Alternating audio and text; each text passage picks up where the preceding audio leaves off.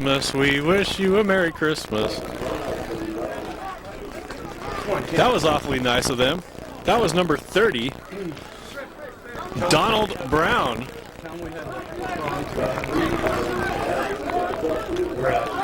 Drew Riley here along with Tim Adams.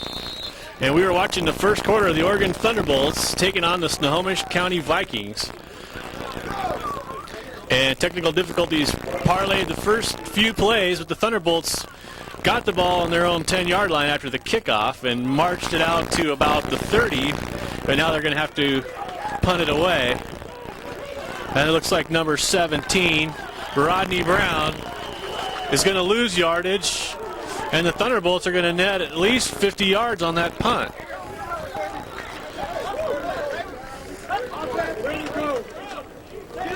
And the dropped interception by Donald Brown, the Snohomish Vikings might have had the ball way in deep in Thunderbolt territory.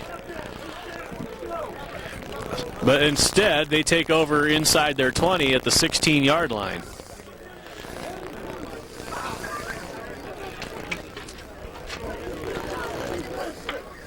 Drew, what do we know about the Snohomish County Vikings this year? Not much. They're not as strong as they used to be. They're definitely not the playoff contender that they were last year. They lost a first-round playoff game, or I believe actually they lost a championship game to the Puget Sound Jets last year, but it doesn't look like they're going to make it back this year. Well, in the Oregonian, it said they were 5-2, and that seems like we might qualify for the playoffs, but I wasn't familiar with their record being that good. Neither was I, actually. That's kind of a surprise to me. Maybe 5-2 is their actual league record, but not their overall record. The Oregonian has had a little problems with what the overall record and what the league record is. The overall record doesn't really mean a whole heck of a lot. The league record is who determines who goes to the playoffs and who the eventual champion will be. So I don't know about that. So 5-2 might be their overall record, and they might have lost some more division games. Well, it's now 2nd down and 10, and number 20, Makia Harris, carrying the ball fairly successfully. And I talked to Coach Bob Cole, and it looks like the Thunderbolts defense is going to try and loosen up that front a little bit to prevent pass plays. I guess in the past they've had some trouble with receivers getting beat deep, especially at the Bellingham game.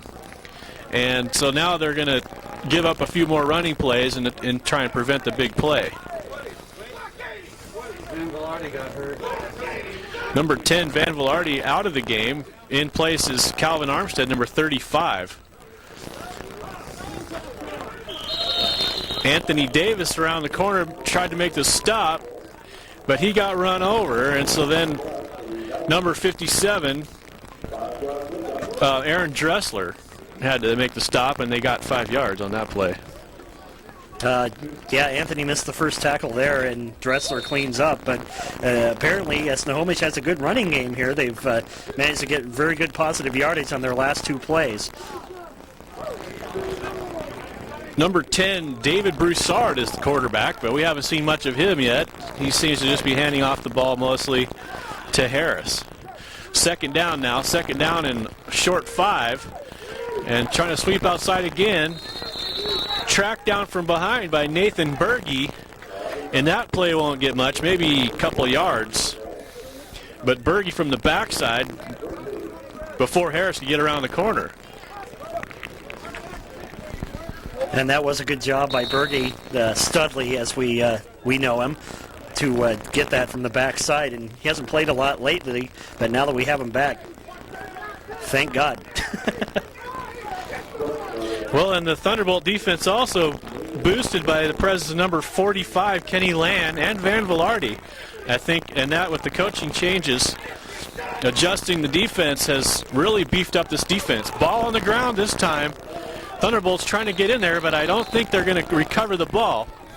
However, on 3rd down and 3, the Snohomish Vikings will lose 2 yards, and they'll be faced with 4th down. What happened there is a simple problem with the exchange between Harris and the quarterback, Broussard. Harris never had it in the first place. It was like one of those afterthought things, oh, here's the ball, and the ball just went off of Harris's hands, went straight to the ground, and luckily he was there to cover it, or the Thunderbolts would have had the ball about the 32-yard line with great field position to try and get the first score of the game. So now the Thunderbolts trade fortunate situations with the Vikings, who dropped a sure interception between the numbers. And now number 4, that's John Davis punting deep to Andre Harris, who takes it at the 18. He's got a block. He's got the corner. And without the help of a clip, he's going to be out of bounds about the 44-yard line. And that was a good non-clip. Nathan Berge had number 35 right in his sights and chose not to touch him. And so therefore the Thunderbolts don't get penalized and will get good field position now. We have 7 minutes, 13 seconds left in the first quarter. No score. Oh, there is a flag, however. The flag is on the ground. There's also a ball rolling around there, but obviously that was the kicking ball from the Vikings. As let's see, that's Quentin Redmond goes to go get it for him, but it's a penalty against the Thunderbolts because we're going to our right, which is not good news for us and good news for the Vikings. Yeah, he signaled personal foul, and he's going back far enough that it must have been down the field a ways from where Harris caught the ball. And now the Thunderbolts, instead of setting up at the 45, are going to set up at the 12.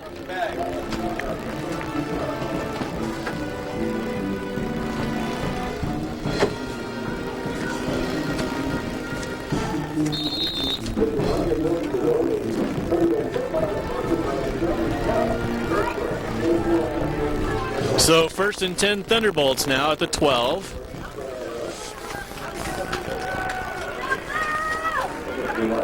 Yeah, I'll make it the 14.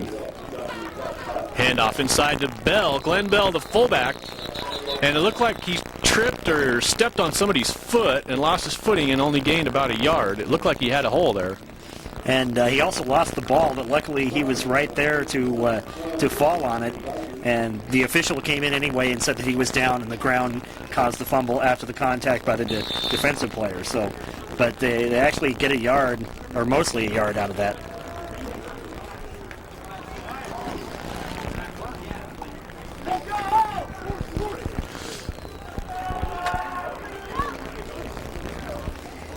And now the Thunderbolts check into a 4 wide receivers formation, including Morgan Will out at the receiver spot. Number 7, that's Jordan, Anthony Jordan, and he is starting tonight at the near wide receiver spot outside, and he picked up about 7 yards. And now Henry Newsom's going to check in, and Jordan checks out.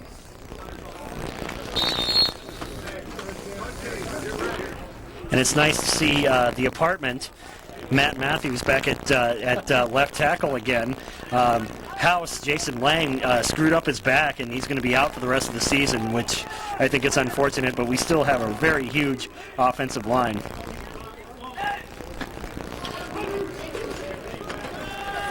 Handoff inside to Bell, and Bell keeps driving his legs, and he might have the first down. It's going to be close. No, it's going to be Viking football. They stripped Glenn Bell of the ball, and the official has indicated that the Vikings have recovered the ball. Tough call. That would have been a first down for the Thunderbolts. Bell was just trying to get those extra yards and get that first down. Incredibly, he's only 5'7", and he was pushing back the pile. Yeah, he's got very strong legs. If you take a look at him when he goes back out there again, you can see those are very huge legs for a guy his size. He has a lot of power in his lower body, but evidently he could not hold on to the football. And so now the Snohomish County Vikings have a very good opportunity to draw first blood in this game. And they have 1st and 10 at the 24-yard line of the Thunderbolts. And we'll probably see more of that rushing attack. Number 42, Lyle Kent Lael Kink, I would guess that was a foreign exchange student. Number 42. Now lead blocking. Made a block on Velarde to enable Harris to get around the corner. And number 5, Jake Hendricks, was there to make the stop.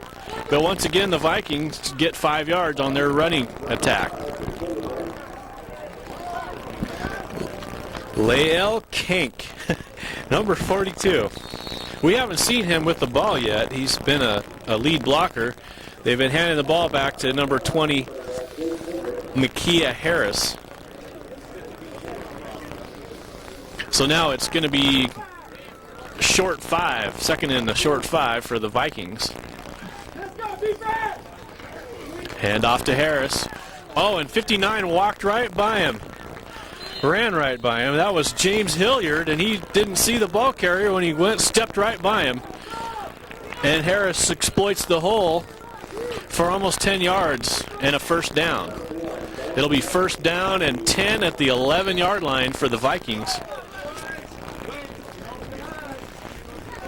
6 rushes, 34 yards already for Harris, and it looks like they're going to be mostly a ground type of team, so if the Thunderbolts can get tough on defense and stop their ground game and force them to pass, maybe some good things will happen. Well, and the Thunderbolt offense needs to hang on to the ball a little better and get some points up. Now we have a ball on the ground again, it looks like, and the Thunderbolts claiming they have it. And they do. Thunderbolt football inside the 10, but what a sigh of relief for the defense in a hole, given field position on the 24-yard line to the other team, and comes up with the best of all possible solutions, gets the ball back outside of the goal line.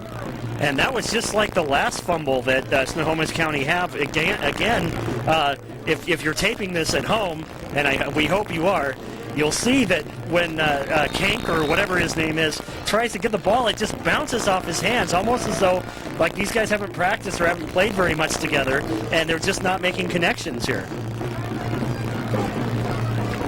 So now the Thunderbolt offense, in a battle of who can hold on to the ball for an entire drive, will start this drive inside their 10-yard line.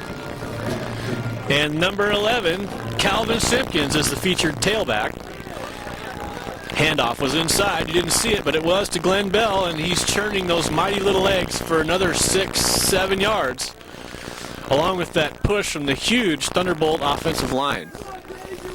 And I think the Thunderbolts on offensive line have, despite Jason Lang, the house being hurt, have people on the bench that could start on just about any team in this league.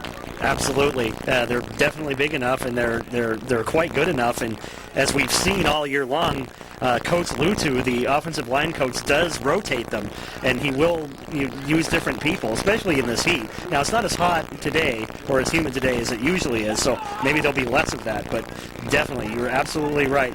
Just about any of these guys can start anywhere in this league. Good pass protection there. Sparks has a man. It's going to be Harris, it looks like, number 9. Harris carries a man on his back for another 7, 8, 9 yards. And it's a big first down for the Thunderbolts, way out past just past the 40-yard line. Big play. He was wide open on that play.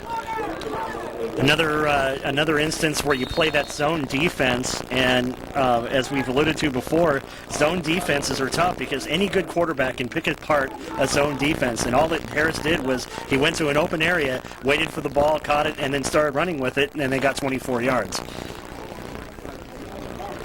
Well, if the Thunderbolts could put together an offensive drive here and put together a passing game, that might also counterbalance the Snohomish Vikings running attack. If they get behind, they're going to have to throw a little bit. Throw outside. Simpkins is gone. Goodbye. Did you see that stiff arm he put on number 51? Let's get his name. Tom Fisher. Oh, wow. I mean, if the ball was better thrown, he'd have beat him just with the pass. But he saw Fisher there, and he just stiff-armed him, knocked him on his keister, and then all it took was his speed to get around the corner and get into the end zone for the touchdown. So just like that, as I was talking about Thunderbolts getting some points on the board, they do. And now the Thunderbolts, if they can continue to do this, should be able to force the Vikings to throw by virtue of the score. And it doesn't look like the Vikings want to do that. It looks like they want to play defense and run the ball today. The guy doing their film was up here earlier, and he said that last week they really played like, well, I can't use the word even though it's cable TV, but he definitely, it's the more profane version of crap. He said they played like crap last week, and so far this week they seem to do a little better as Servaris looks like he splits the uprights on the extra point. So good to see Servaris back after that crunching hit he took 2 weeks ago where they had to bring him out just for precautions. But so Thunderbolts draw first blood 7-0 thanks to a great play by Calvin Simpkins. And now number 14, Brian Vandenacker to kick off for the Thunderbolts. Also got to give kudos to that offensive line on that drive who kept Sparks out of trouble and had lots of time to throw. Nice tackle there by number 21, Mike London. He took the guy's head off, but other than that. That almost looked like a clothesline from professional wrestling right there. You said just before he turned on the camera, just bring it. I think that's The Rock and the WWF, but now it's up to the defense to say just bring it and stop him while doing it.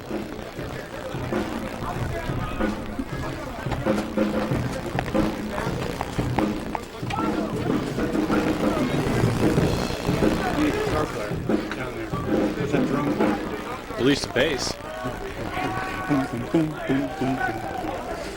Tonight here at the Thunderbolt game, we have the Power Pep Band, the Get a Life Power Pep Band here, and they're going to march at halftime, and they marched before the game.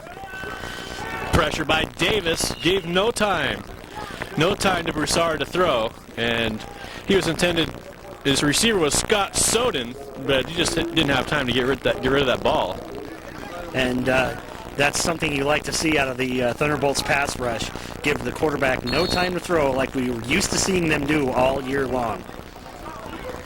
Well, it's kind of an interesting call, too. The Vikings have shown us nothing but run, and then all of a sudden they get the ball back, 1st and 10, and they're throwing it up. Although that was kind of a conservative pass play. Nevertheless, we would expect them to be running the ball as much as they can. Here they go again, toss outside.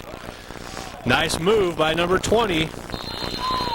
Makia Harris sidestepped the tackler and got close to the first down stick. And that was a good run by Harris. He's obviously a very good running back. I haven't heard much about him. I don't know if they've had him all year, but wow, he's already got about 50 yards rushing already. We're only in the first quarter, and he's approaching 50 yards rushing. Wow. So now it's 3rd down and a yard after the 9-yard pickup. Whistles blow, and it's going to be the end of the first quarter. Thunderbolts lead 7-0, and the Vikings have the football. Okay, we start the second quarter now. 3rd down and a yard. Vikings ball. Number 10, David Broussard, calling the shots for the Vikings. Dressler crowds the inside, and he almost makes the stop, but it was a good effort by the ball carrier to lunge ahead for that yard they needed. And that looked like number 42, Lael Kenk. So 1st down Vikings.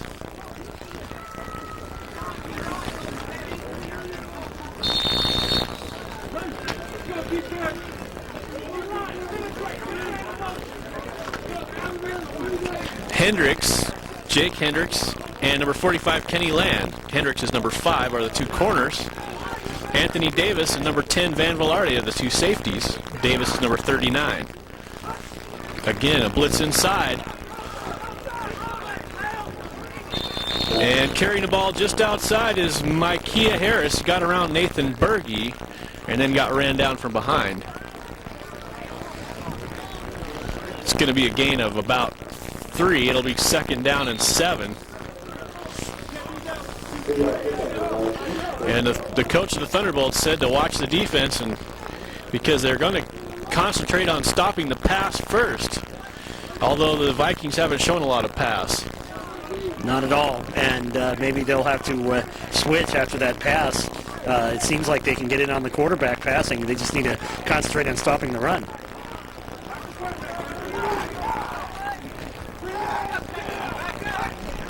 Big blitz inside. Ball on the ground. I think the Thunderbolts have it. I don't see a flag. It sure looked like the Thunderbolts crashed the line, and they just timed it nicely. They did. They did a very good job, and that was just pretty much an all-out blitz, but you can see the white hat holding up 3 fingers indicating it's third down. That means the offense recovered the ball, but not after a huge, huge loss. Huge loss. Now the chain crew is starting to move, but they weren't supposed to, so we get them put back where they go, and it'll be about 3rd and 14.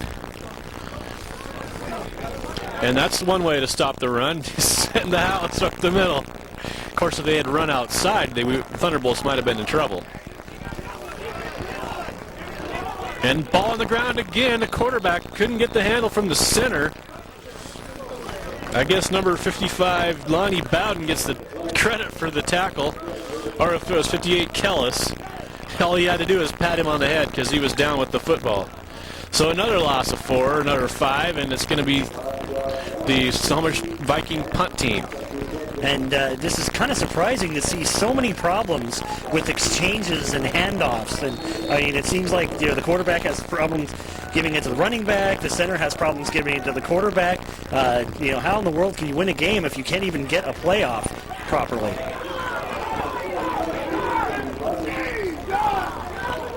Harris goes ahead and lets the ball come to a rest at the 30-yard line. There were a lot of tacklers there. I wonder on that note, Drew, if maybe they have a new center tonight. That might change things. Well, that could very well be. We don't know much about this team. We don't know whether it's a new center or not. Even on our roster, all we've got are name and numbers. We have no idea how big these guys are. We can guess, but all we have are name and numbers. We don't know what experience they have or anything like that. We just don't know. We just don't know a lot, but that could very well be. But, that wouldn't explain the quarterback running back problems either. I mean, yes, they've gotten a few handoffs off, but just the overall lack of quality, I guess, in the ball handling would concern me if I was the Snohomish County coach right now. Thunderbolts in a trips formation. Handoff inside to Bell. He's got a crease. He's got some speed. Oh, and he's got a block. And number 17 stays with it. That's Rodney Brown. Brings Bell down, but Bell has about 34 yards, if I can count right. Outstanding blocking. There was a nice crease in there, and with Bell being his size, they didn't need a big crease. And then he has great speed, of course, for a fullback. Yes, he does, and he's got, as we noted before, just take a look at his legs. They're just huge for a guy his size, so he has a lot of power. That means he can break a lot of tackles, run over people, and he has surprising speed for a guy that big and that small. I mean, you wouldn't expect a guy with legs that big to be able to run that quickly, but he can. So now the Thunderbolts show trips to the far side. Bell the single back. Simpkins is in the slot. And it's going to be a pitch wide to Bell. Got a block from Will. But big number 99 got off his block. That was Malcolm Stewart. And put a quick end to that play. If he had gotten around of Stewart, then he might have gotten somewhere. And that was kind of a surprising choice that Bell took right there. It looked like if he just could have used his speed and went outside, he'd have got a lot more yards, but he just decided to take it up inside. I'm not exactly sure why. As a defensive coach, you tell your guys to put plays inside, force the ball carriers to go inside because that's where all your help is, not to push them outside unless they're close to the sideline and you're pushing them out of bounds. Well, Bell just ripped off that 34-yard run before that, and maybe he was like, I can get around the corner here. I don't have to run that extra 5 yards. And he got caught. But then again, if you score a touchdown, then you don't have to worry about running for a while. Well, now we have Ryan Ivanov, number 12, in as promised as the second quarter quarterback. Sparks played well in the first quarter, threw a touchdown pass, which was really mostly a run by Simpkins, but Ivanov, also a very talented quarterback, and so far this season has been the spark plug. Whenever the Thunderbolts needed a lift from that position, they brought him in, and he's gotten good things done. For instance, the one and only loss this year to Bellingham, Ivanov nearly brought the team back, but they put Sparks back in at the end. In that case, he just ran out of time, but he still did provide that spark. Now Rod Nightingale is in, the wide receiver who I guess was ill today, but wants to play. Nice crash of the line by the defensive corner, and Ivanov spills the ball out to Calvin Simpkins, and he's got blockers. He's got the smell of the end zone in his nostrils, but he won't get there. Big play on 3rd down and 6. A desperation throw, falling to the ground. Ryan Ivanov pitches the ball almost, although it was probably considered a forward pass. And Simpkins does the rest. 1st down, Thunderbolts. That's a great play. Ivanov takes a hit, almost falls down, takes another hit, trying to get his balance back, pitches the ball out to Simpkins, and he gets 13 yards and a 1st down. Great play on both ends on that one. Well, also the Vikings made a great play. Matt overcashed. The corner crashed and he timed it so well, he was in the backfield almost as fast as the ball. Simpkins smelled the end zone again, but fell short in both cases. And if it wasn't for Eric Stewart, that might have been 6 more points for Calvin Simpkins. And I think we're going to hit timeout here. Yeah, the defensive coach for Snohomish County doesn't like what he sees, so he's going to call timeout.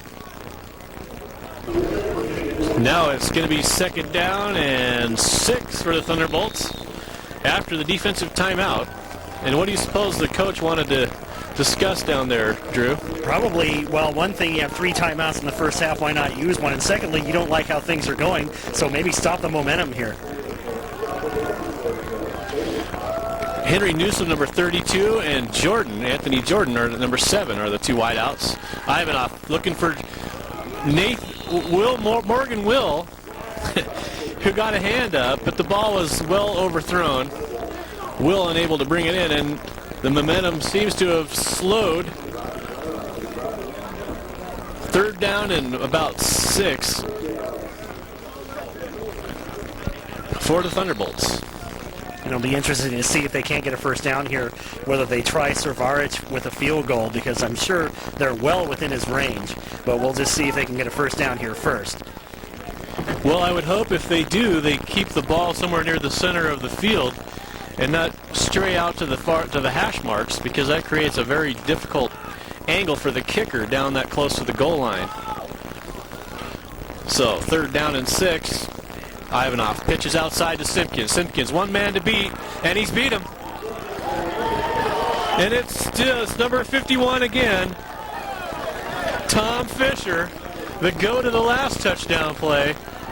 Tom Fisher is going to have nightmares about a guy wearing number 11 in blue tonight, and that's Calvin Simpkins. Last time he takes a stiff arm to his face, gets beaten. This time it's a stop-and-go move where his jockstrap is up there in the lights, and wow, Fisher's got to be really upset with himself right now. Well, wasn't it Fisher's responsibility to try and turn him back inside? So in that case, you don't want to fall for that fake move outside. Well, the problem was that he faked inside, and he went for it, and then that allowed Simpkins to go outside. So no, you want to put that inside. You want that to go so you don't fall for that inside fake. You say, okay, you can go inside, but you're not coming out here. Exactly right. And we have another successful PAT by Servarich. So already 14-0.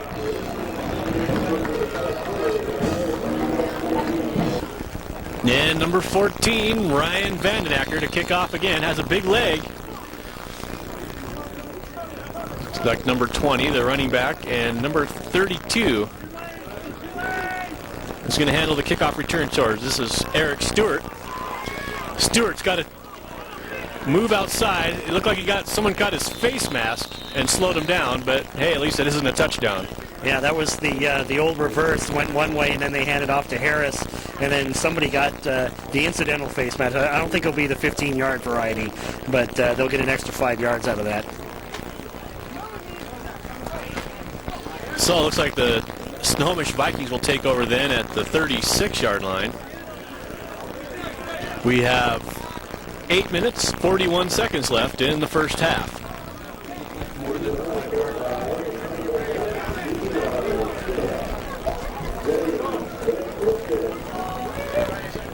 They actually called the major 15-yard foul, so that was unfortunate.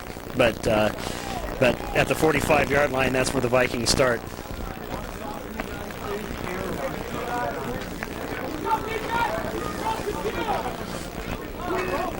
Viking shift, Derek Murray comes outside along with number 5, Quentin Redmond, the 2 receivers.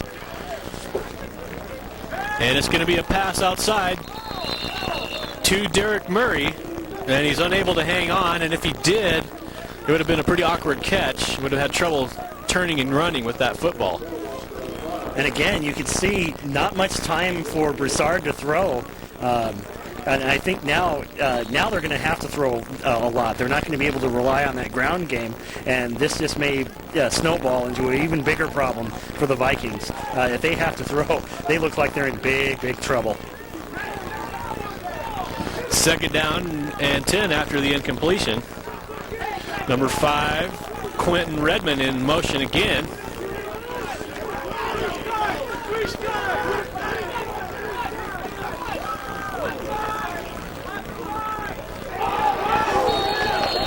And behind the line of scrimmage, Broussard attempts to throw to Makia Harris, and Nathan Berge had his helmet right in Harris's lap when the ball arrived. And even if he catches that ball, there are so many Thunderbolts over there. It's almost like a defensive team picture. That play fooled nobody. No one at all. And if Broussard holds on to the ball, he gets sacked for a big loss. So either way, that play was just doomed to fail. Well, I think the best of all possibilities came out of it. The pass was ruled incomplete. Yeah, if he had caught it, if Harris had caught it, would have lost 5 yards. And if he would have caught it and then that ball was forced loose, they might have even turned it over again. However, it looks like the Thunderbolts were offsides. It looked like the defensive end was close, and so the Vikings get an even better deal. They get the 5-yard positive in the down over. 2nd down and 5. Handoff. Number 20, Makia Harris, and that's kind of what the Vikings have done successfully tonight, to run that outside run. Yeah, but not that time. That was actually a 1-yard loss. So now the Thunderbolt defense is starting to get with it, and they're able to stop Harris on the run, and they've had no luck, the Vikings, passing the ball.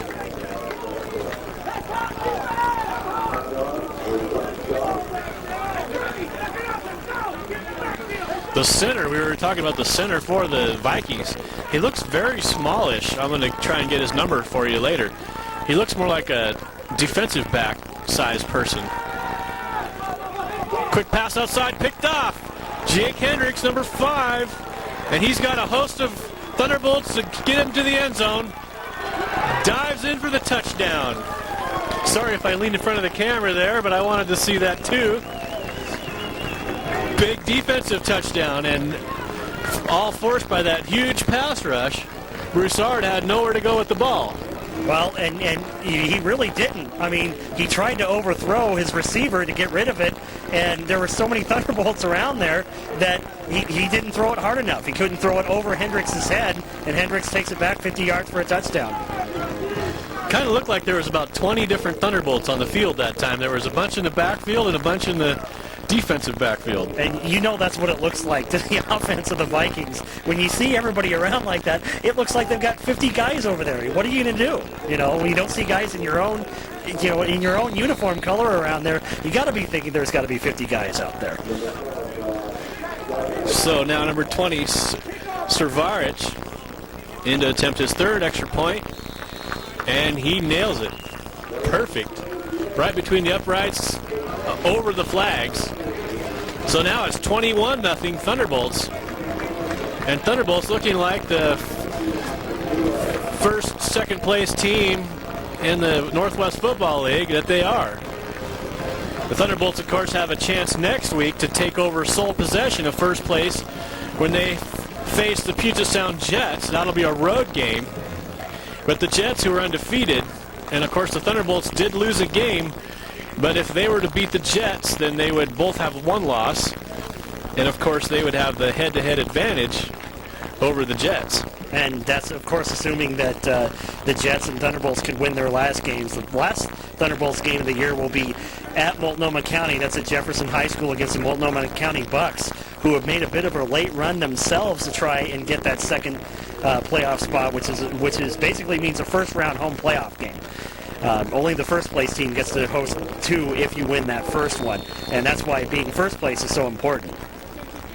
Now, do you know what time that game is, Drew? If we're talking next week, I believe it's 6 p.m.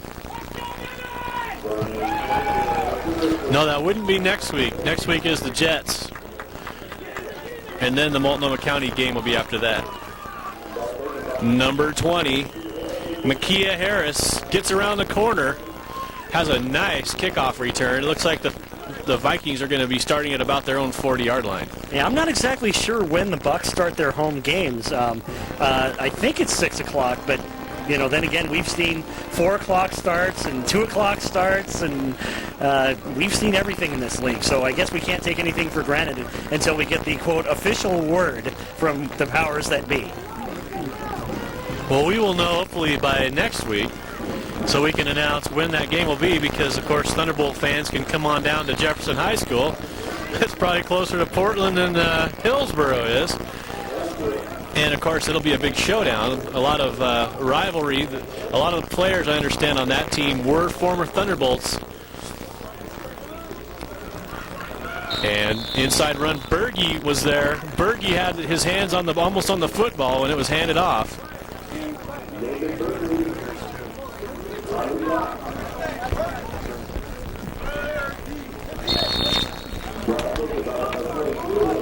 We need 3 microphones.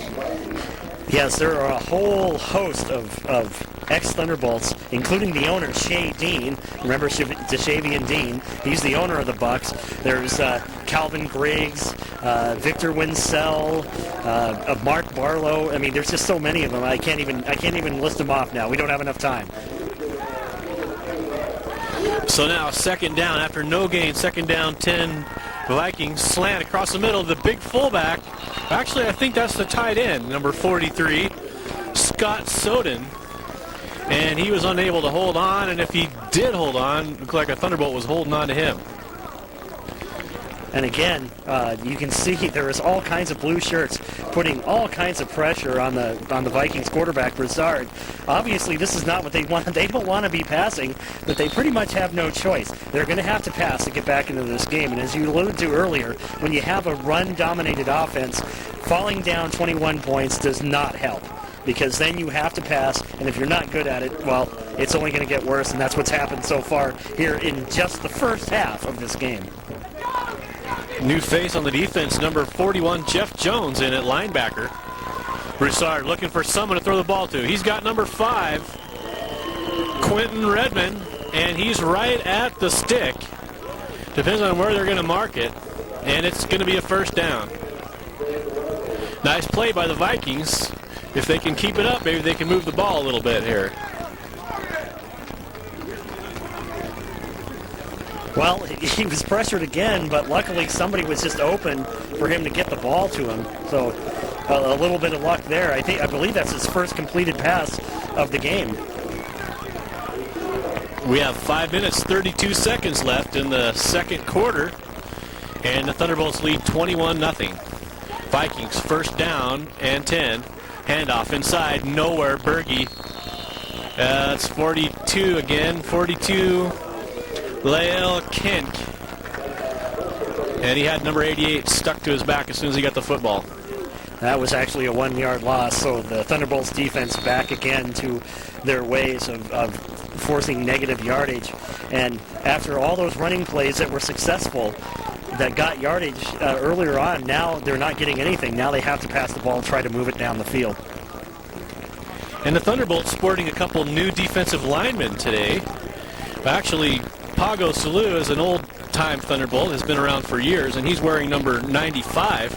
And maybe some relative, Ronnie Salou, who is a new player I have not heard of, both from Tafuna High School, and I believe that is in Hawaii. And he's in at number 93. He weighs 280 pounds. He's bigger than Pago. And I think that's something the Thunderbolts can definitely use, is some more defensive linemen to rotate in. Right now, Deveray Simmons, number 44, along with Lonnie Bowden, have been the defensive line to date, but they haven't had any reserves. and flags and everything everywhere. Now, it didn't look like anybody moved there. And if somebody was lined up offsides in the Northwest Football League, if you're lined up offsides, that's nothing. So let's find out what the old White Hats got there. Oh, well, apparently somebody did move because it's illegal procedure, false start against the Vikings. So, and this is even worse for a run-dominated team.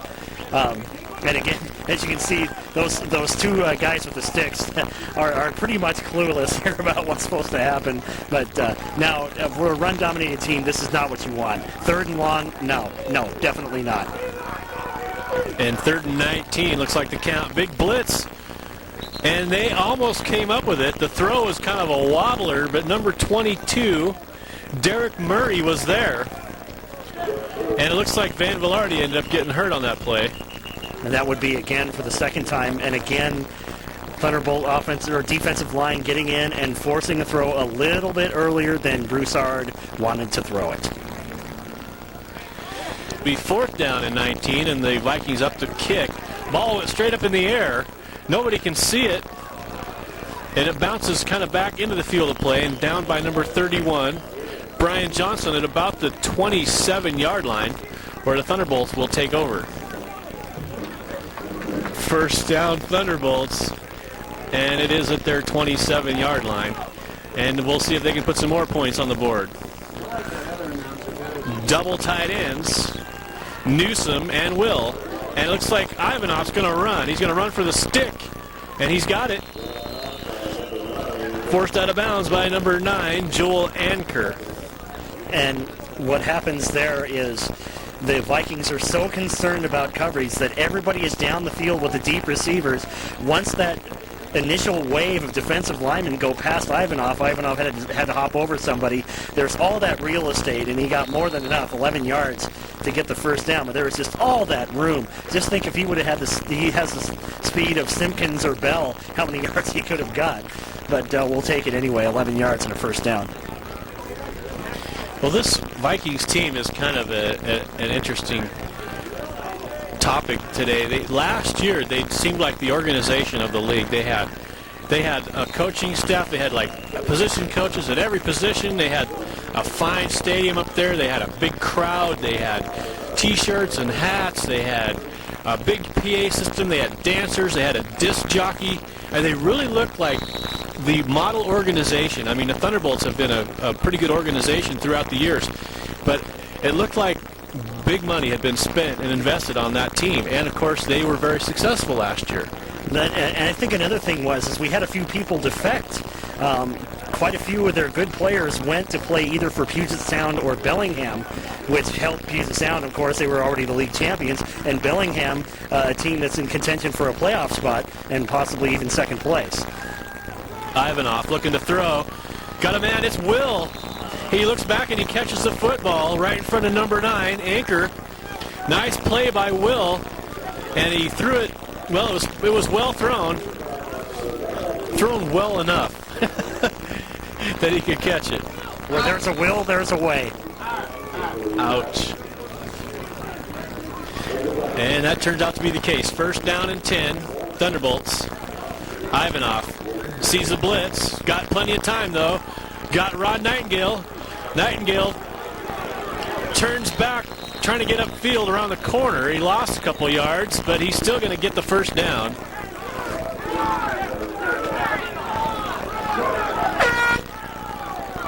And now we have the 2-minute warning.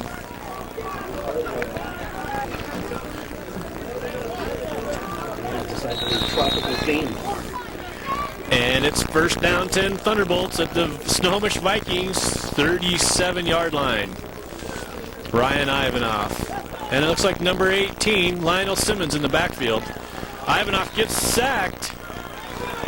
He didn't even see that guy underneath him. That was number 93, Carlos Johnson. Fought his way into the backfield. I don't think Ivanov saw him. He was looking downfield. No, he came in and he submarined him a little bit.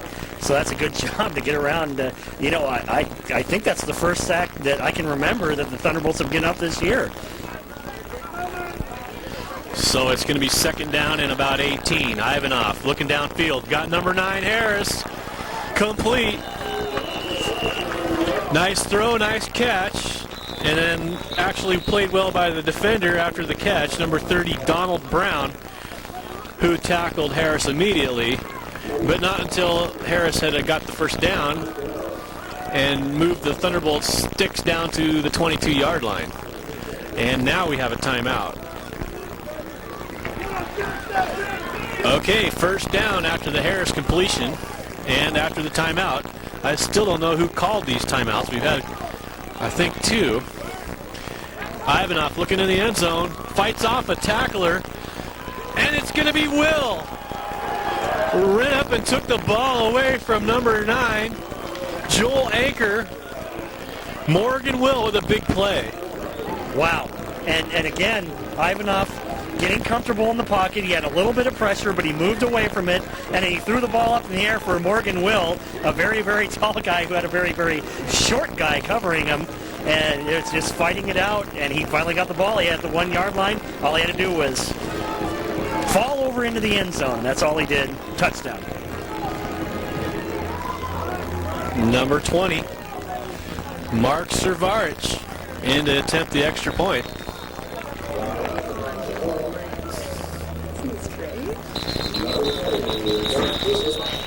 And the kick is perfect once again. So the Thunderbolts lead 28-0 over the Snohomish County Vikings. Flag down.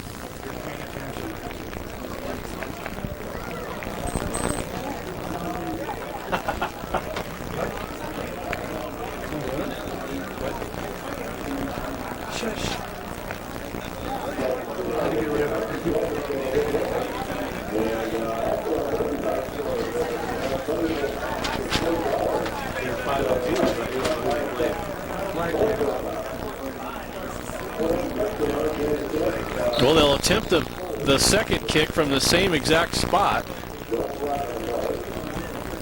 There was just no play. And once again, a flag. Maybe it was roughing the kicker. I think the kick was good this time.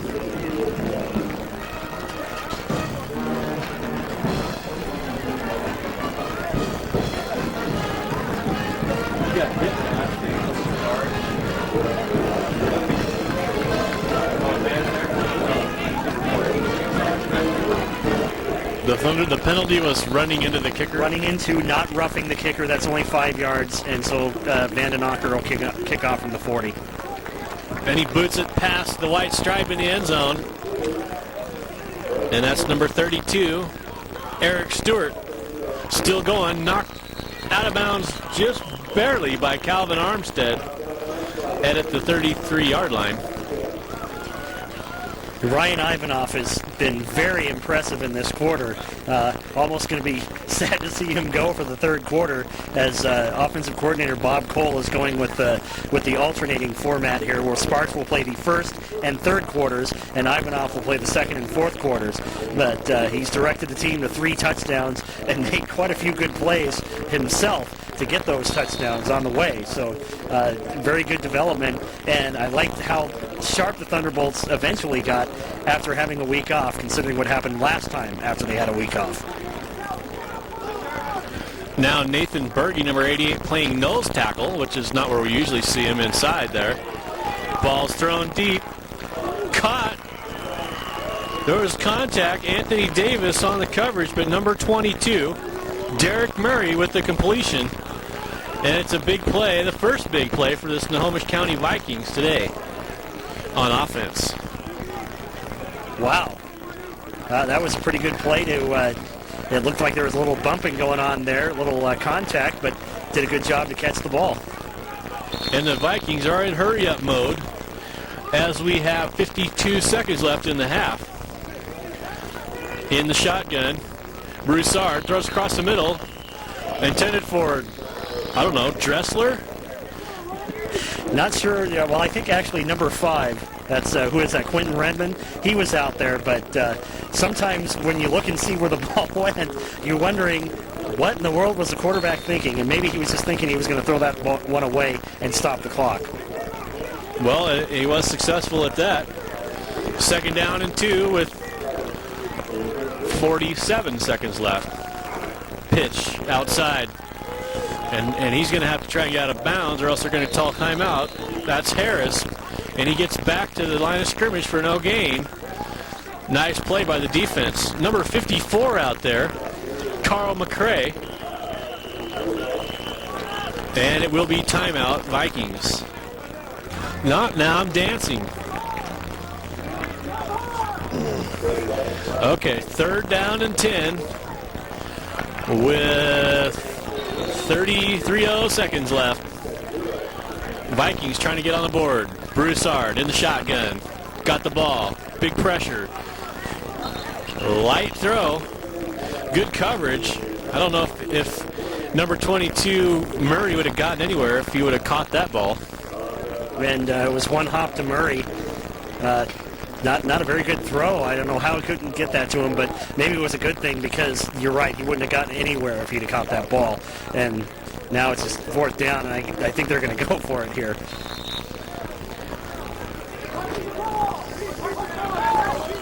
That play chewed up 4 seconds. But now the Vikings have to get a 1st down if they want to keep the football. And they have the benefit of a Thunderbolt mistake. Number 35, Calvin Armstead, came across the line, and they blew the play dead. And the reason why they blew that play dead is because they have the pro unabated to the quarterback interpretation. Whereas if a guy comes in unmolested, which Calvin did, and he can go in and munch the quarterback, the officials are obliged to kill the play right now so that the quarterback doesn't get hurt and just call the offsides or the encroachment, whatever you want to call it. But it's 5 yards, and it's 4th and 5 or 6 instead of 4th and 11 like it should be.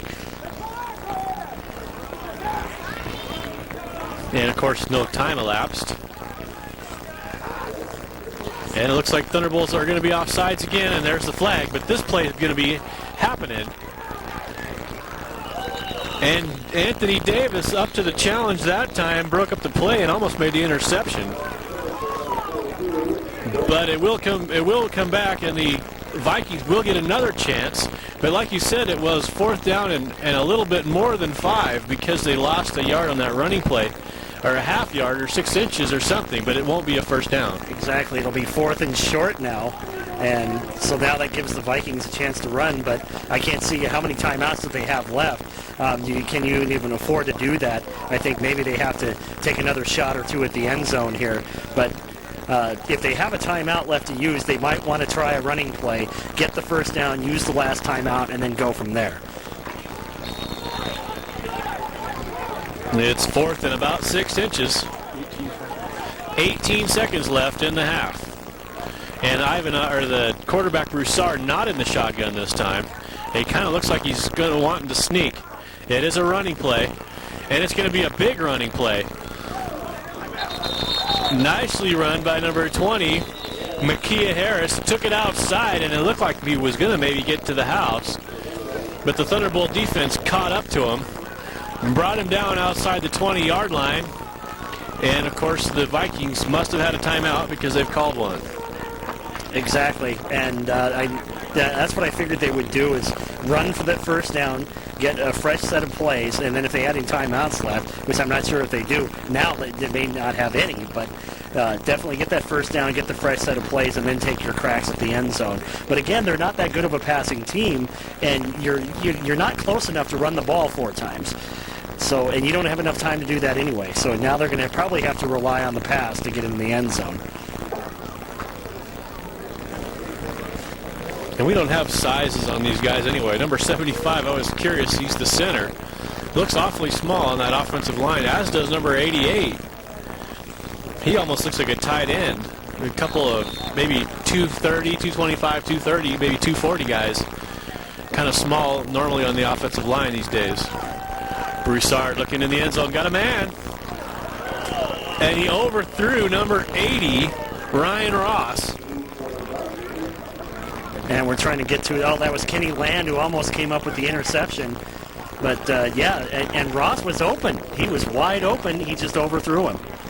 And he looks like a pretty good-sized target, Ross does. Once again, I don't have his height, but he's got to be 6 feet tall. In fact, I believe he's lining up at tight end. So way overthrown, and the Thunderbolts dodge a bullet there. second down and 10. Broussard, shotgun, looking in the end zone. Here comes Berge.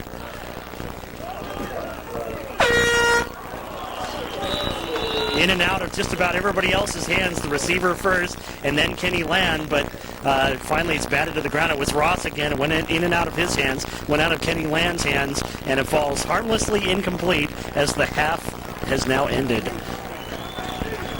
And so now the Thunderbolts check into the locker room leading 28-0 and looking pretty good on both sides of the ball,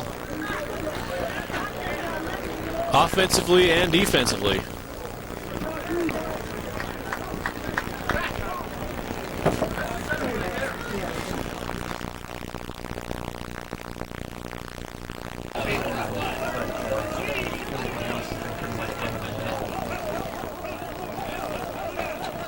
Where'd your bass drum go?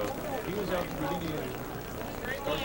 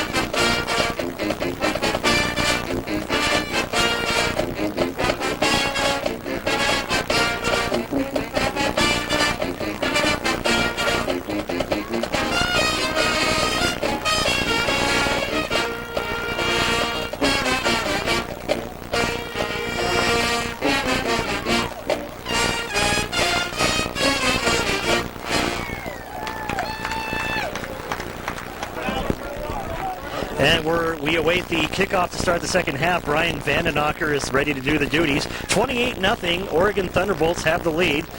Vandenacker gets his foot into it, and Stewart takes it right at about the goal line.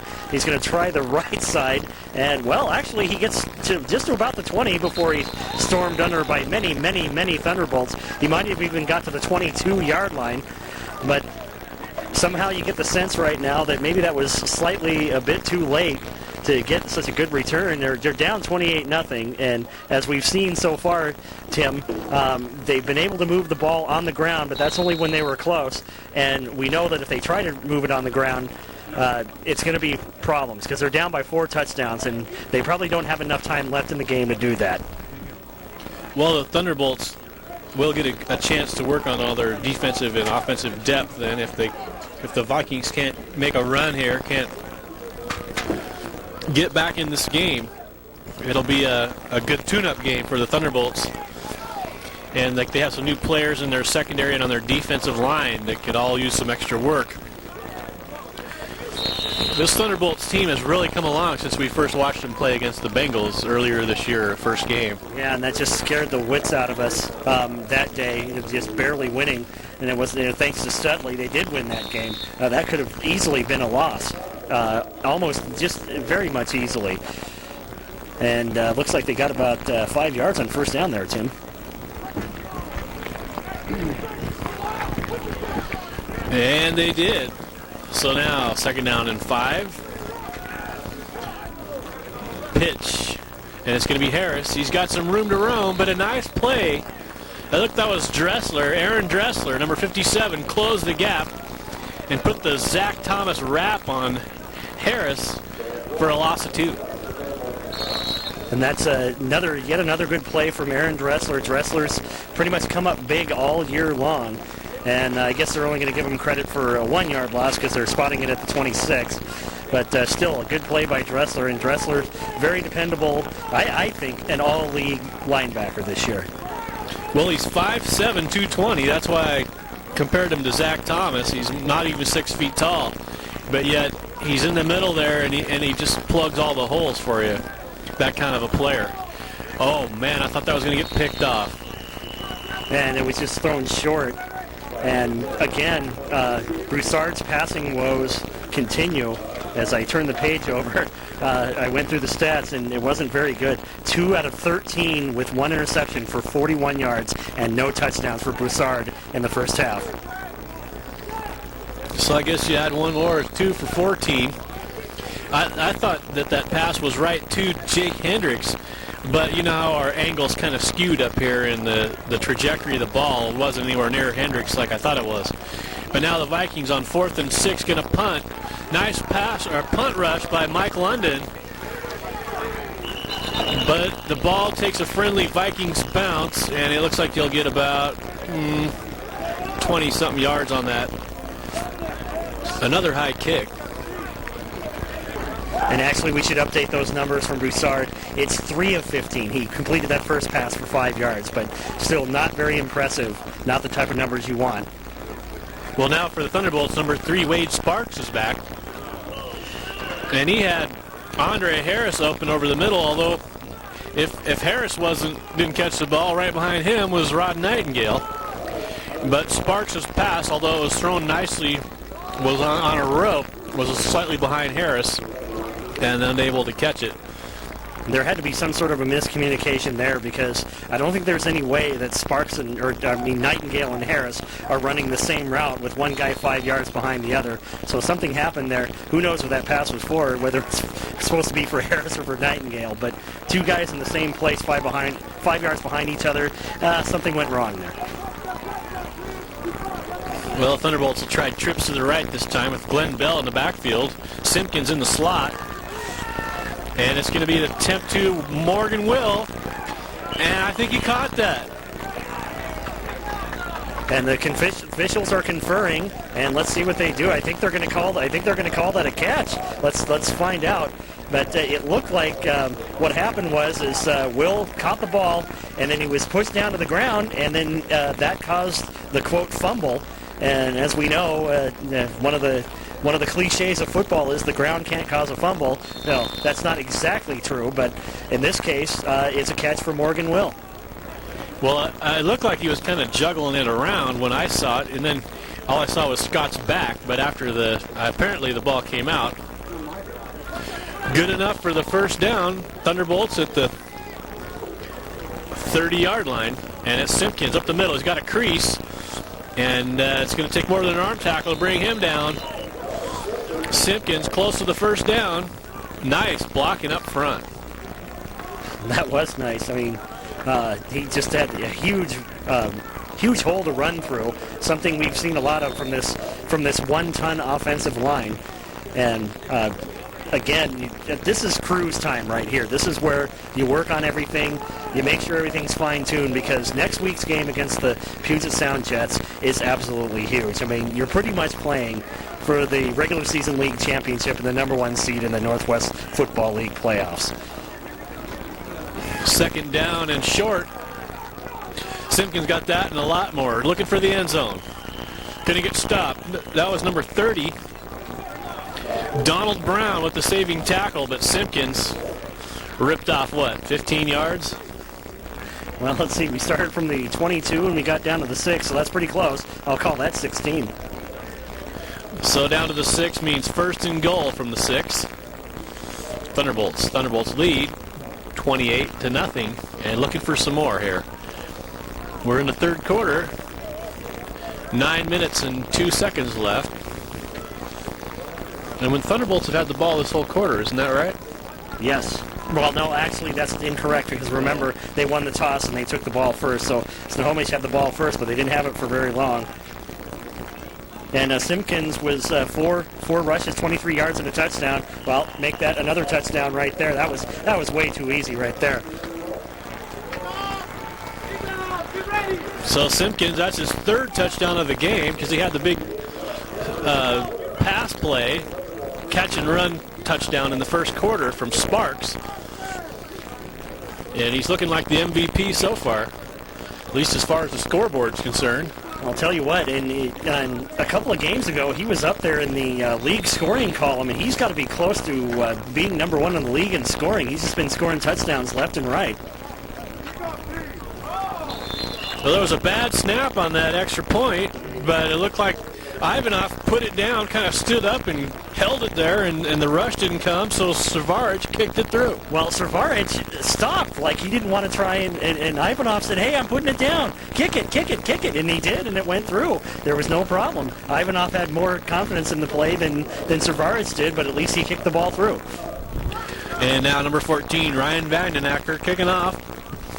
So far, the Thunderbolts special teams looking good today. 5 for 5 on extra points, although just barely on the last one. Nice pursuit there. I got number 51. Russ Fouts fought his way through the middle and got right to the ball carrier and made the stop just outside the 20. Yeah, but one of our favorites was in on that tackle, number 30. Sal Corona. So good job, Sal. Nice to get your name mentioned there. But he got in on that tackle. Did a good job of warding off a block and getting in there along with Fouts. He must have come from the outside. He's got the speed. They probably put him outside. Yeah, he came from the left side and Fouts came from the right side. So it was almost like you go high, I go low, and we'll meet right at the ball carrier. So now Broussard in a hole now. 1st and 10 on the 21. They're going to go ahead and run. They're going to make some yards on this play.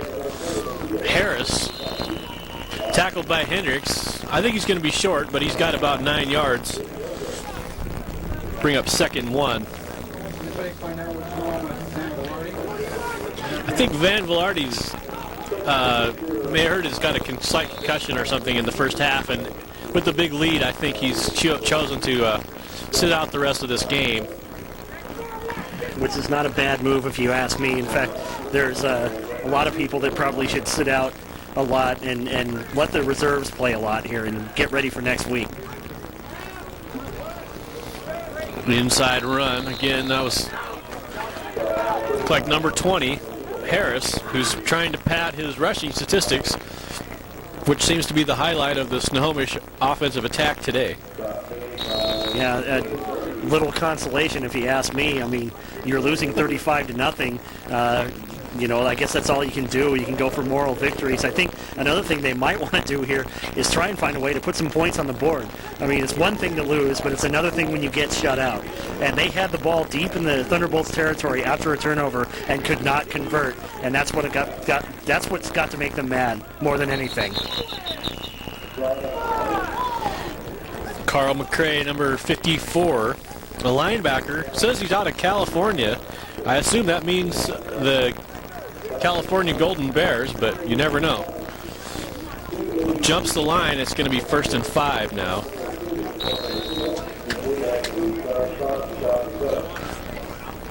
And I still see a lot of starting linebackers and secondary folks out there. London has checked in for Velarde, but Dressler's still out there, and along with Kenny Land and Hendricks. Although there is more depth at the defensive line now. Berge makes that play.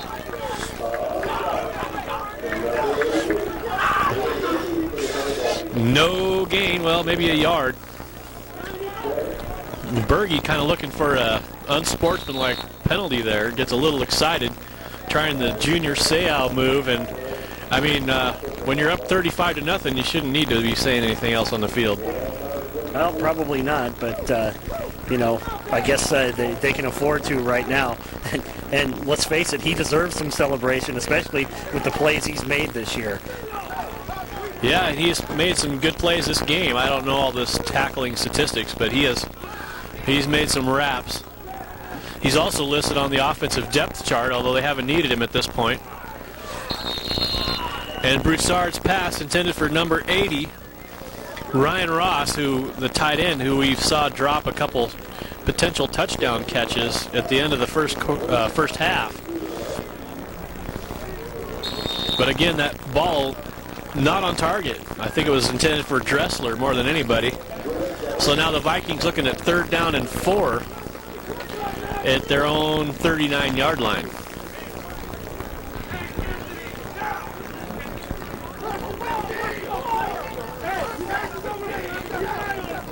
In the shotgun is Broussard. Big pass rush.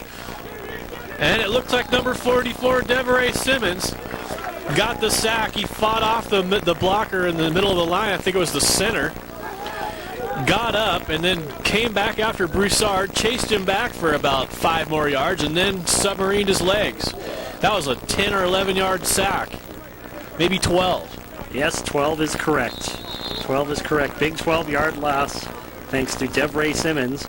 So now 4th and a long way, and again we're going to see the punter. I believe that's Davis. Yes, that's Davis, the punter.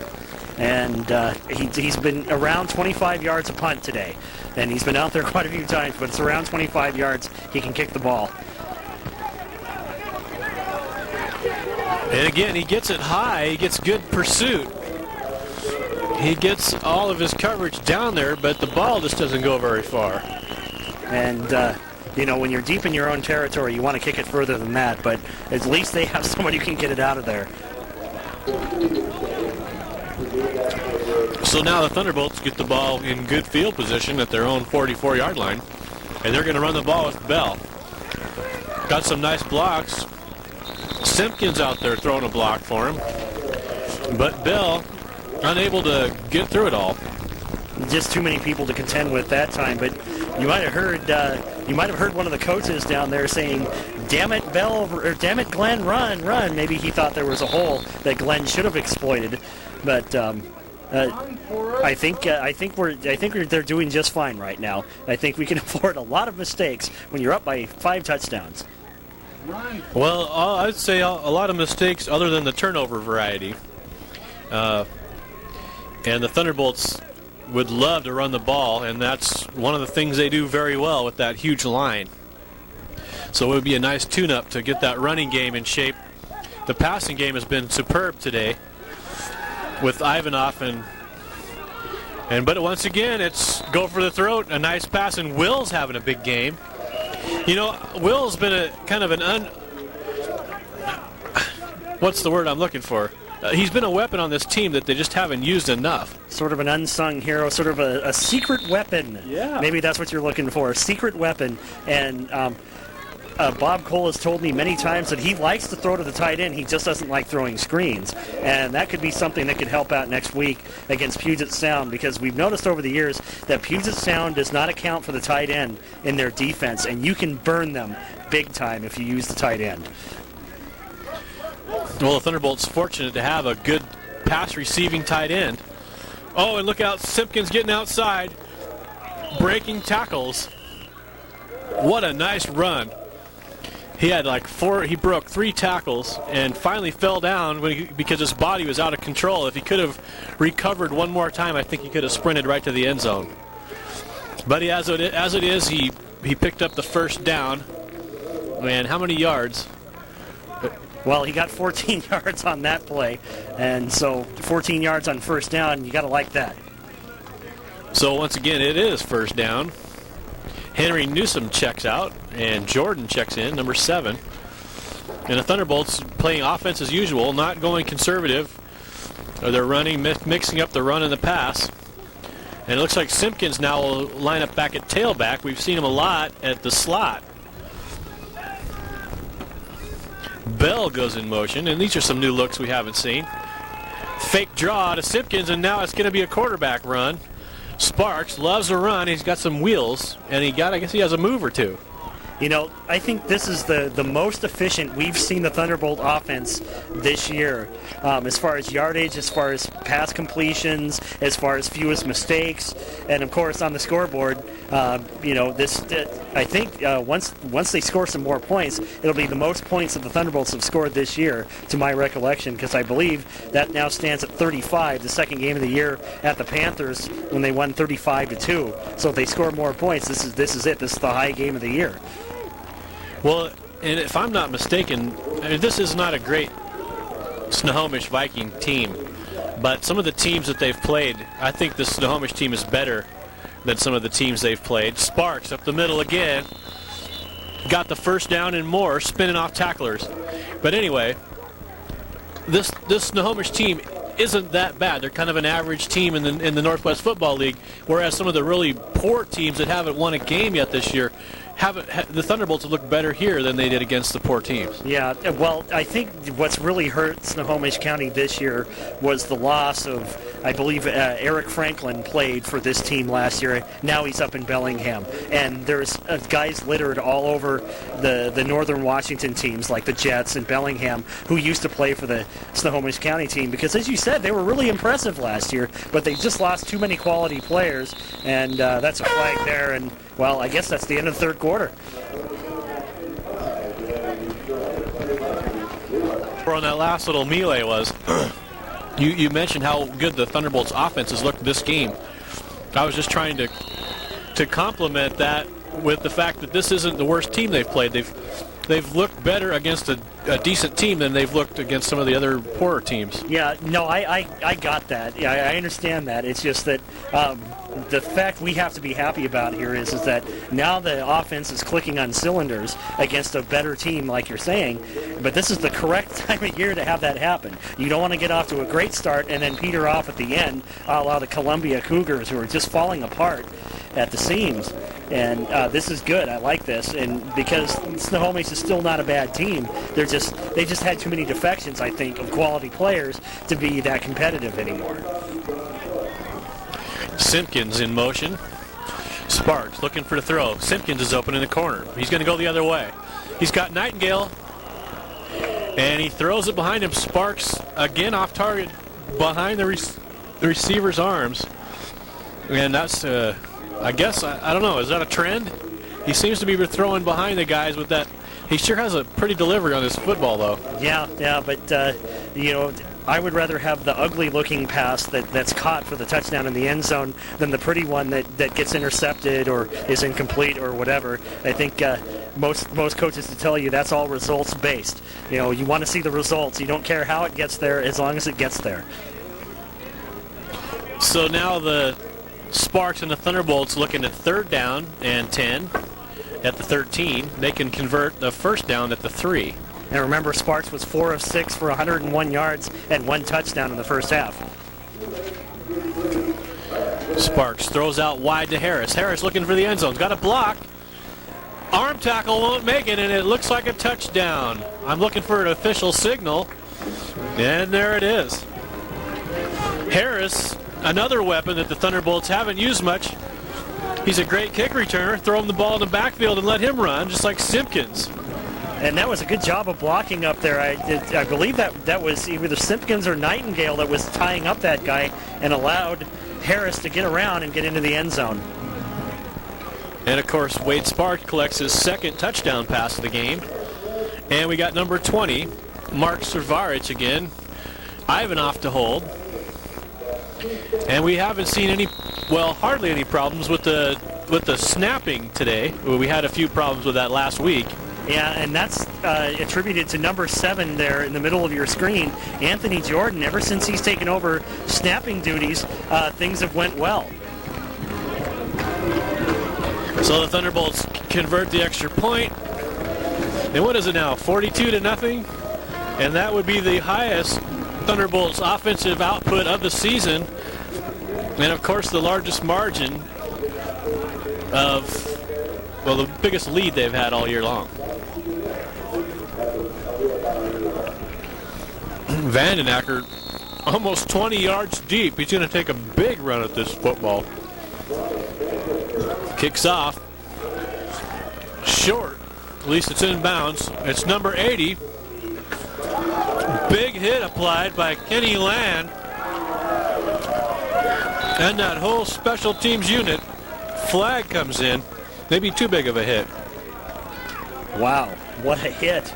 And that's poor number 80 who had a chance to catch a couple of balls in the end zone, just couldn't come up with it, Ryan Ross. And now he takes another hit, but we're going to get a cheap shot, late hit personal foul against the Thunderbolts. So they'll get 15 yards. But again, when you're up by a lot, in this case 42 points, you can afford to make 1 or 2 mistakes, except for the ones that cost you points directly. And now we see some new faces in that Thunderbolt defense. Number 8, that's David Walker, and he's returning after an injury, if I'm not mistaken. It's good to see him back. London and and Anthony Davis, the safeties, and Sal Corona on the other side in your secondary. And the linebacker core has changed, although Dressler's still in there. But also in there is number 51, Russ Fouts. And I believe 91 is, 91 and 55 are both down, but they're both, I don't know if they're linebackers or what they are. Well, they're supposed to be defensive end. We know that it's Gadbois and Simmons. Oh my, and I think we're going to get a roughing the passer on Nathan Berge on that, and that's too bad because they forced him to throw the ball at the feet of the receiver, but that's going to cost 15 yards and a first down right there. So the Thunderbolts looking with a 5-man defensive front. Yeah, because Gadbois is a defensive end, and so is 55 Lonnie Bowden. So I guess the Thunderbolts have decided that the Snohomish team's going to try and run to get some points here, and they have 2 linebackers. And again, the unfortunate penalty. Snohomish will have the ball now at the 36-yard line of the Thunderbolts. I think that's the deepest field position they've had since the turnovers in the first quarter.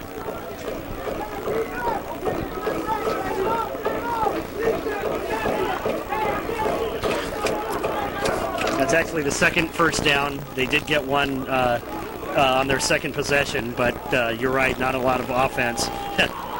And there's a fumble. That was Berge. He had his hands in there.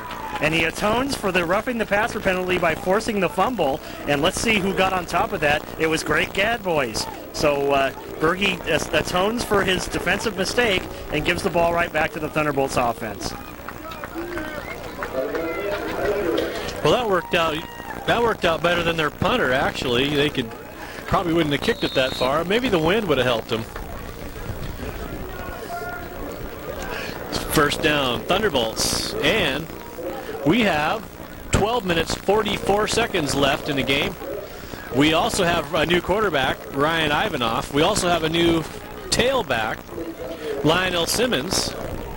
And we have Harrison Jordan out wide. I believe that's Lionel Little Train Chapman. Lionel Chapman. And Chapman weaving his way through the defenders. The little train has about 4 yards. Actually, I believe that's a gain of 6. If you look for where the covering official was setting up, it's just about 6 yards, so we'll call that 6. So nice to see Little Train Chapman out there again. We haven't seen much of him, but since Simpkins came over to the backfield, he's been hard to displace. And if Chapman is another talent in his own right, who may have to sit and wait on the bench until he gets his chance. And of course, Alonzo Harden, number 34, had a serious injury 2 weeks ago, and he's on the sideline in street clothes today. Well, almost street clothes. He's got his uniform on, but everything else is street clothes. And I think that was Glenn Bell on that last run there, but he didn't get anywhere. Yeah, he might have lost a couple of yards. But it looks like the Thunderbolts now trying to move people around with that second unit. Maybe chew up some clock. There's 11:25 left in the game. And now the Thunderbolts more than comfortable with a 42-0 lead. I think they're happy with that as long as the other team doesn't score on them. That's true, and that's one thing I think Snohomish is probably looking for as far as a short-term goal, is get on the scoreboard somehow. Put some points on there. Get rid of the big fat 0 that's on their side of the scoreboard for the visitors' side. And the Thunderbolt offense, again, just trying to tune up, get ready for next week's big game. And it appears, Tim, that they did not look past the Vikings looking forward to next week, which is a sign of maturity you rarely find in this league.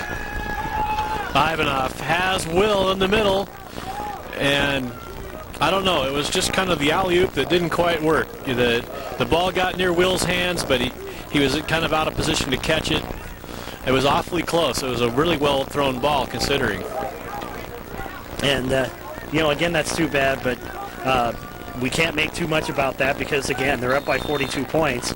But now it looks like they're going to go for it. They're going to go for it on fourth down, and they're bringing in some new guys like Oh, there's number 41, Jeff Jones, to play some offense.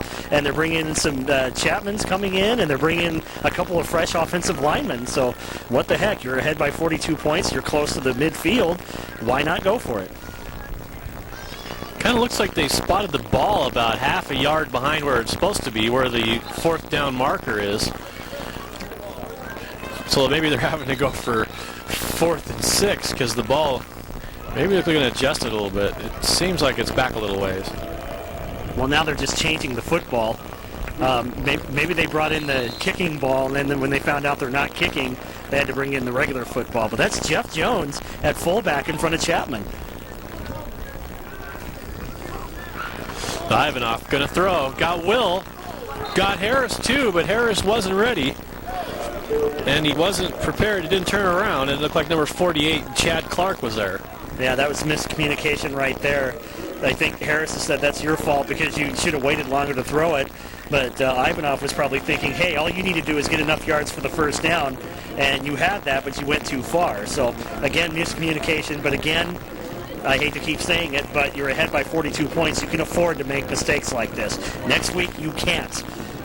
Well, and again, get that out of your system this week, and then next week when the same situation arises, then you'll remember, hey, yeah, I was supposed to throw it, and yeah, you were supposed to turn around. Make your mistakes today, right? Exactly right, exactly. So now Snohomish takes over on downs, and they're going to try and run, and it looks like they will, finally. It looked like the Thunderbolts had him hemmed in behind the line, but Micaiah Davis took it outside, got a couple extra blockers in there, and then got loose. Yeah, I believe that's Harris, actually. I've been getting him mixed up, too. Davis is the punter, Harris is the running back. And it's kind of tough because we have a Harris on our side as well, who's a receiver, and he seems to get the ball a lot of attention. So that's actually Harris, and that's a really good game. Wow, all the way down to the 26-yard line.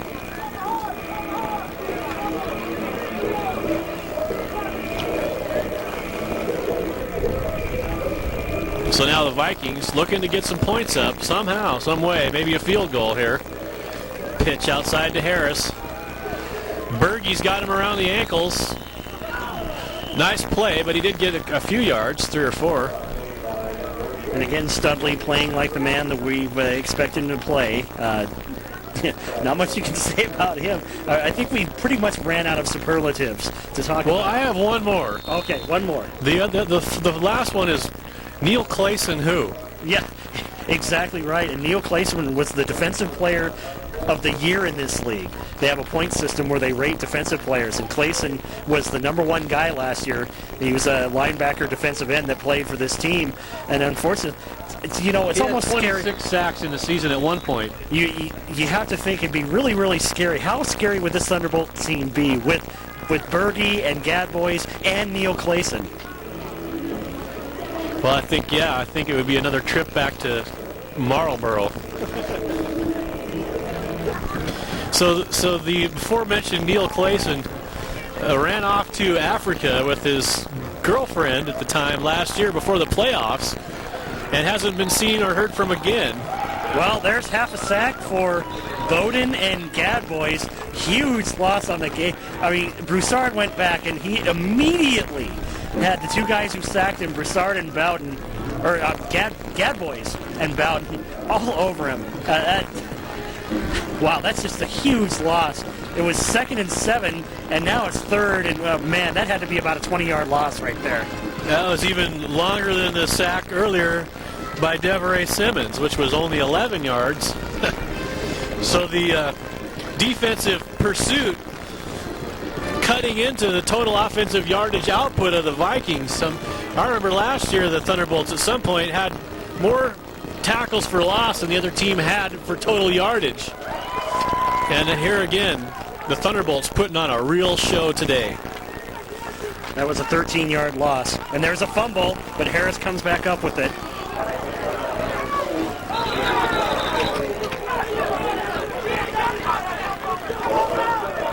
And Harris outside picked up a modest gain, but see, he ran out of bounds before he could get around the corner, so he didn't get very far. And on 3rd down and 23, he only got about 2.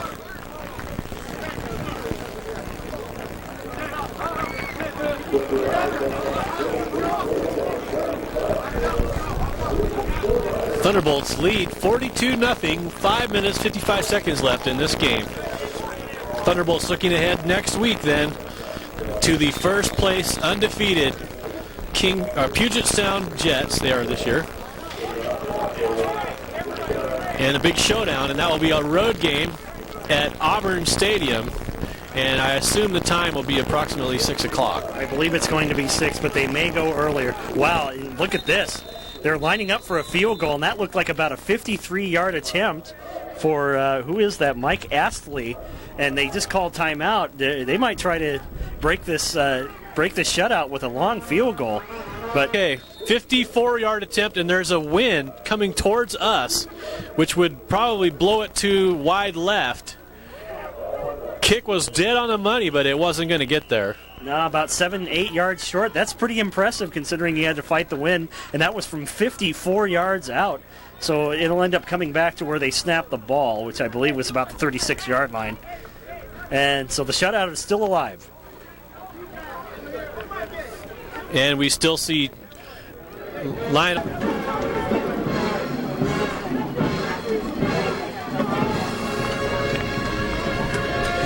Ryan Ivanov, and in the backfield, number 41, Jeff Jones is the fullback. Pitch outside, Lionel Chapman, a little train, trying to take it around the corner. Jones gets in his way. Chapman's still on his feet, but he's going to lose some yards. And I couldn't tell if he got out of bounds. He might have managed to stay in bounds and keep the clock running. Which would be the smart move right now. You want the game to keep going.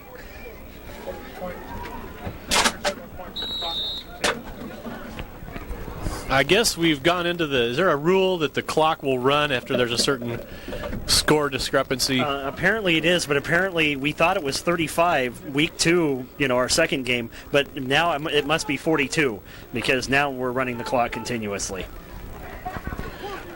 And the Thunderbolts, 3 minutes and 52 seconds to do some more damage if they want to. Wouldn't be a bad move with all these new faces out there to get them moving the ball in a positive direction. Even, despite, and sure enough, it was a nice pass. It was just a fingernail from being caught by Morgan Will. Nicely thrown, and a really nice attempt to catch it. And again, this is a play I like to see them work on right now because the Puget Sound Jets, I saw them in their game against Columbia Cougars a few weeks ago, and they do a bad job of accounting. Their defense does a bad job in accounting for the tight end, and this goes exactly with what Bob Cole said, where he says he likes to throw to the tight end. Well, if he's going to be open, just throw the ball over the middle to him and keep on burning them. That'll loosen up the rest of the offense. And Will, although he's not huge on the blocking scene, he can block, but he's not the imposing specimen. More of a Eric Bjornsson type tight end, tall, or Shannon Sharp, a tall, rangy receiver type with good hands. And the Thunderbolts convert Henry Newsom down there with the ball, and he's usually good for a first down. He has another sure-handed receiver who's got size for the Thunderbolts and a veteran presence in the locker room. Both coaches got to agree on the 35 point. Okay, I'd forgotten about that. The 35-point rule, apparently both coaches have to agree to that before they can use it, and I guess that's why they didn't do it back then, but they're doing it today. Nice block by Chapman. Nice catch by Newsom, and he stays in bounds. Not a tackle, not a tackle, not a tackle. Boy, the glory days of Henry Newsom are back. I remember when he used to do that at Portland State. They'd try and tackle him, and they just didn't get it done down the field. A nice 10-yard pickup after the catch. And what that was a good fake because he caught the ball and he acted like he was going to go out of bounds, and then he stopped, tippy-toed, stayed in bounds, and got the extra yards down to the 21-yard line. So a good play by Henry. Maybe the Vikings may be looking at this as, we're trying to pile on more points here, but hey, you got to work on these things because next week is big and the week after that is also big for the Thunderbolts. Yeah, the week after that would be the the love match between the Multnomah County Buccaneers, and that's at Jefferson High School. And we assume that'll be a 5 or 6 o'clock game. Just come at 5, and then, hey, you'll either see the kickoff, or you can hang out with the players and hang out with us for another hour, and then you'll see the kickoff. And that's going to be probably a bloodbath or a feud or family feud or something of that sort. Yeah, too many players on each team know each other. Just a lot of ex-Thunderbolts that play for the Bucks. So that should be a great game. But hey, if you're not doing anything next Saturday night, come on up to Auburn Memorial Field. That's where the Thunderbolts and Jets are going to get it on probably for the league championship next week. 1st and 10 Thunderbolts. Ivanov hands off Chapman. Little Train looking for the end zone. Going to get tackled, but he's got almost enough for the first down. And I wonder if that's the starting. It kind of looks like there's some different defensive players in there for the Vikings at this point. Yeah, actually they have their numbers aren't so bad for a team coming all the way up from Snohomish County in Washington. That's northern Washington, folks. That's not quite as far north as Bellingham, but not bad numbers. So why not? You're down by 42 points. Get everybody in there, let them play a little bit. 2nd and a yard. Ivanov looking in the end zone. Errant pass intended for Jordan. Jordan fell down trying to catch it, but it wasn't going to be caught. And I assume the clock didn't stop. We have 57 seconds left. While the referee chases the ball down around the track, the clock ticking away. And the Thunderbolts still on the doorstep here. 3rd down and a yard.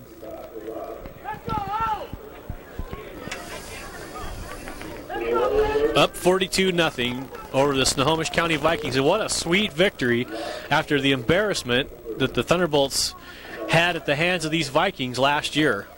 And I think they're just playing because there's less than 30 seconds now. They're just playing for one last play, maybe get in the end zone and put the exclamation point and the icing on the cake here.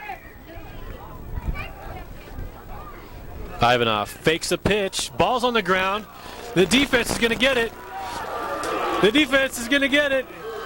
Number 43, Scott Soden, played tight end all game, and he came in on defense, and he collects the loose ball. Memories of the Milwaukee Panthers game with the final score with time running out for the defense. And the Thunderbolts give up the shutout. This reminds me of the Vancouver Cavalier game where the exact same thing happened on the last play of the game. There was a fumble return or an interception return that was brought all the way back for a touchdown. And so that's it, folks. We're done. That's the game. Thunderbolts win 42-7. Well, no, actually they might have an extra point. Not in the Northwest Football League. Since they use high school federation rules, the extra point doesn't make any difference in the game, so you don't even kick it. So it's 42-6. Okay, then that is the game. That's what you get for not taking the knee down. That's what you get for not taking the knee down. Yeah. Well, the Thunderbolts opting for practice, like you said, not trying to run up the score, but opting for that extra practice for those backup players. And the joke is on them. So this is Tim Adams. Who? Tim Adams. Oh, yeah, I'm Tim Adams. Come on, Tim. And along with Scott Woodward and co-anchor Drew Riley. Hi there, and hey, goodbye, and hey, I hope we see you in the next couple of weeks, either this coming up Saturday at Auburn Memorial Field in Auburn, Washington. Big game between those guys in blue, the Oregon Thunderbolts. They'll be wearing their whites that day, but they're going to be taking on the Puget Sound Jets, and then